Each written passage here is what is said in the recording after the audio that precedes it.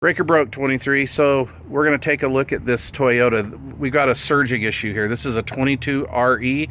It's in a 94 Toyota four-wheel drive truck, and the idle is up kind of high, and when you hit the brake pedal, the motor wants to surge, and it has nothing to do with the brake booster. In this case, maybe your case may be different, but what it is when you push down on the brake pedal, just barely, just enough to light up the park or the brake lights, it sends a signal to the computer, and it tells it to cut down fuel injection, basically. And so what happens is the truck will sit and surge up and down while you're at a stoplight. So there's a couple things that you should check on it, and one of them is down here. Right in here, there's a hose that goes down just off to the side of the thermostat, and you want to check and make sure that plugs, that tube is not plugged up. Okay, this one wasn't.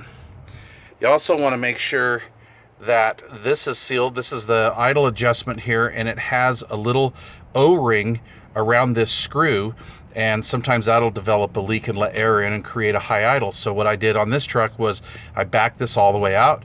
I cleaned up the little plug really good, and then I wrapped it with some Teflon tape and put it back in.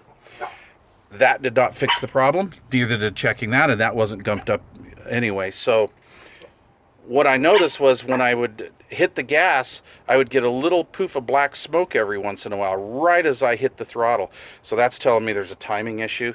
So come to find out, this timing was way out of whack here. This engine was gone over quite a few years ago, and it's just never really run right. So what it was, this thing was not timed correctly. So I brought the timing back a little bit. It slowed down the RPM,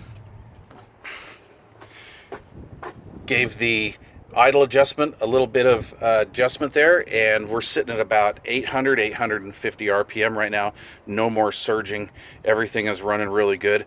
By the way, I did fog these vacuum lines with a parts cleaner, and no issues. It didn't speed up or anything, so I knew it was not vacuum.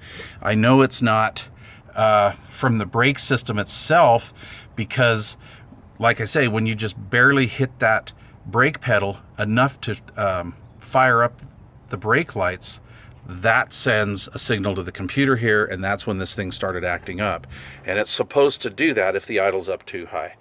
Anyway, that fixed it. Check your timing. You don't have to replace all this stuff because it's probably not even necessary. All right, thanks for watching.